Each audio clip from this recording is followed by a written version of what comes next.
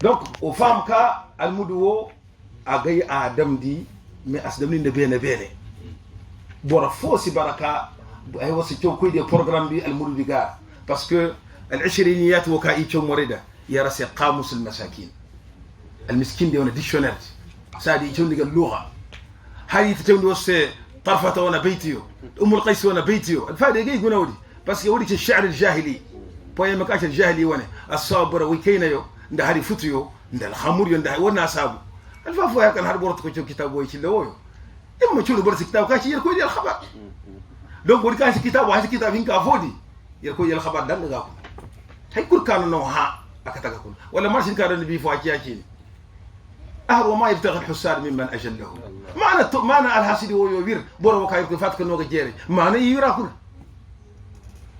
donc bor kur ka yu kan to koy har wala wode ka ciyaga ngata jati diga wode ka ciyaga ajabi ahru mungu kitabu kana ngo chow ahara kuna zinil qawla in hawalta madha muhammad sakano sabir ko dia manesin kiniti ففي كل قول مستحيل وجائز كين كل كاكا المحلقاكنا هيك ابيس موغا دونك ابيك ابيسن غموديو ابي دي كان غوار هيدي كهر مكر بيت كل كاغا بنو هيبوكنا نوغر ابيت القران كنا ناكوغا والحديث كنا ناكو يا سيدي اقتباس دونك مدحو ابر هنكر ادم دي هنكر مي هر امدو كدو ما امدو كي ايفولي أبو القاسم التواتيو نعم قدامك هذا نعم بجينجر بير وسيل المدوة جينجر بير ناسنتي mais wodi ka i former i demi se formation sans coré i fo ko dem formation an nahw ko fo do kay so Omar Koré aga sans coré nga doni ko dem formation Abul Qasim at-Tawati wa mitirahu special ka al mudo dana cewa e adama ladamo jari kur a cew harfu fo a cew alquran kuna hizb fo har askiya dawuda jati bi hinsa se tabut juzu alquran juzu ya nogas ta fa bagandak to tedi ka middi har moy de ngeda ngokon terbiya hayda ato nangu fo jati dika sadika na amiddo ka ta hoybani aga chokuna ahara se wa adnaytuhu bi dhikri fa huwa bihi ma'i wana jabinda amid nan ko gon al-ashriya sharh dikuna wadika sharh har kana ka yarbeka mum yargun kitab fo e ben ihal hadith ga baraka ke sahih kayen mo ngoro tumbut bore di tumbut bore de ngaka tak ka ta kurkano sab yer ko diya aw na ruhan do yahdar ni jere wodi sene Abul Qasim at-Tawati har amid se ka ay sinka tun ma da hawlo koy hoybani parce que abartan yer ko de ngaka jere mo re Abul Qasim mo atrase programme wo Qur'an tun kitab kuna abara sadi amin go règlement be hayde ko hina sadi hayde kidam e be ka sen gedam I know say example ne 8 mars an so wayde jaari non e mars idam wayde se jaari kada hore konno no ibaño be wayde hakudi yer koy de fatka ci fatka 8 mars kayana akini wayde se jaari ndagara be wori tarikh di dana 8 mars sinti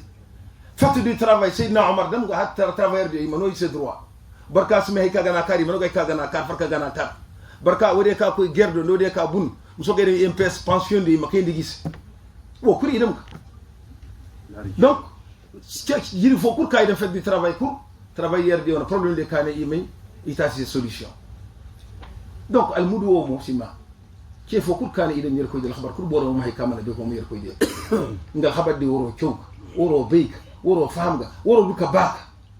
parce que ndel mom yer koy de xabar di kunno baak bor sinka ba bor mana beek ne mo ngal xabar de kunno baak no musuka hindi jemere dia sori kana ba bora beddio sori kana a pilier gunda sori kana nafa borodio sori ka faaba borodio sori ka goro borodio bandanda nan mo kunno be kan tamane ci wala pu har wala musiba nda kaniga hongo aita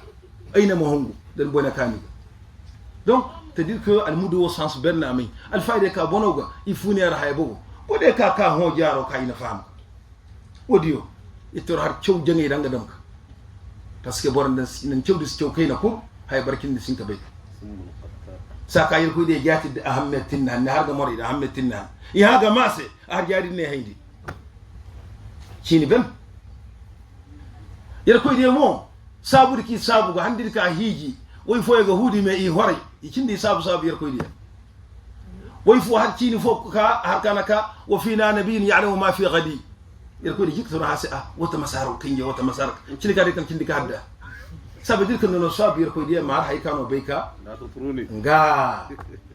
الحديث الموكا هل لا تطروني كما أطرت النصارى عيسى بن مريم يقول كان ستو أيوة نصابو كوني تنفي مسورك اليهودي دي بس كان سيدنا عيسى يركي وانا إيجي مسكوي هروتي ما الحديث ده تم كان قولوا عبد الله بنه يقولوا هذا فقل فيه عبد الله بنه يقولوا هذا البصير يقولوا مو هذا كان كذا ما دعته النصارى في نهارك النصارى بهذه يقول ديك نجينا اللي بيدك ولا نود donc haydi hina kitabu ne koy dekate me saka kitabu ni fitog no nyankar ni saka to gor kitabu ko gunaga mos nyankar hay har ma gunaga gina ka to gor ma ci kitabu ma kitabu ci ma kana tawro ci manga gara manga ci maana di ka ga kuna ngandal hadith kur ciaf ngandal hadith kur ciaf nan wal qur'an sarka koy katak arimek وصار بردي ما باك والضحى لليزا سجي ما قاله كم بدو يا راسو دونك بيت ويمو يكم بدي يا راسو دونك يركو ديون فيديو كنو تشوغا اترافير بويمو دان نو تشوغان دونك ندن منا بورو نيانكار هيا كara faham dana asbe bora bobo kayro be ka ichi wahabiyo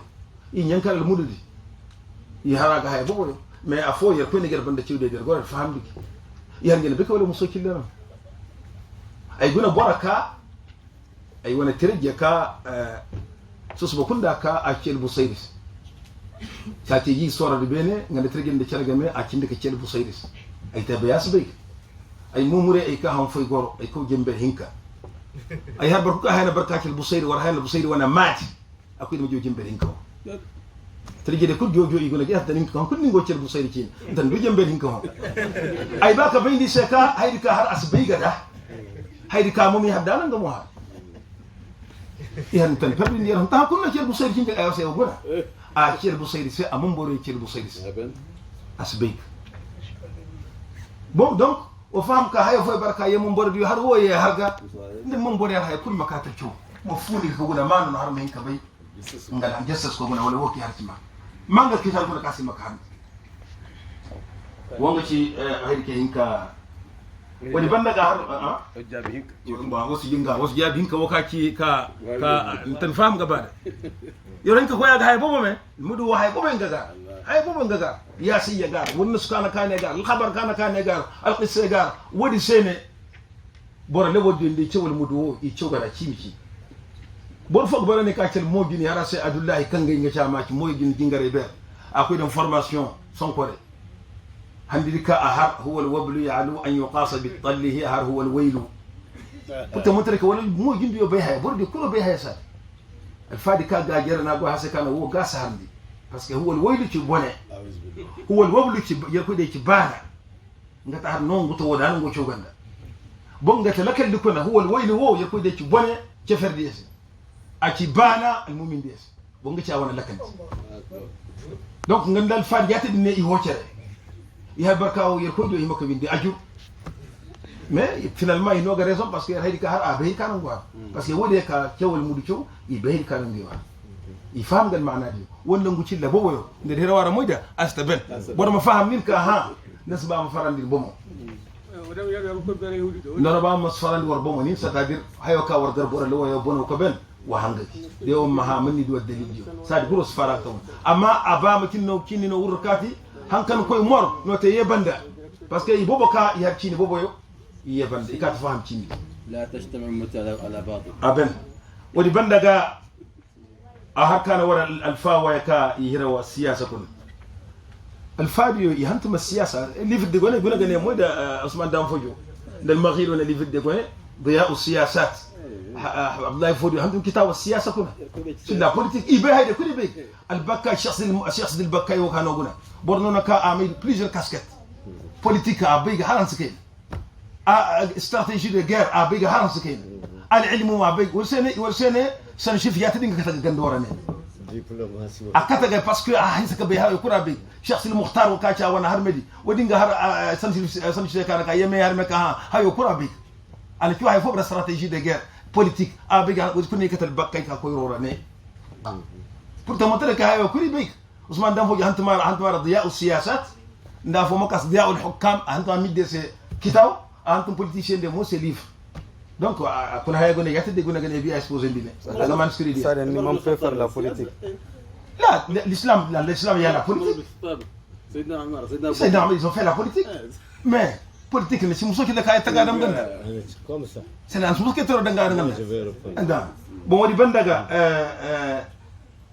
afo mo har wala ma sai ho yetta gidde shi dam hayata ko nga ajiwo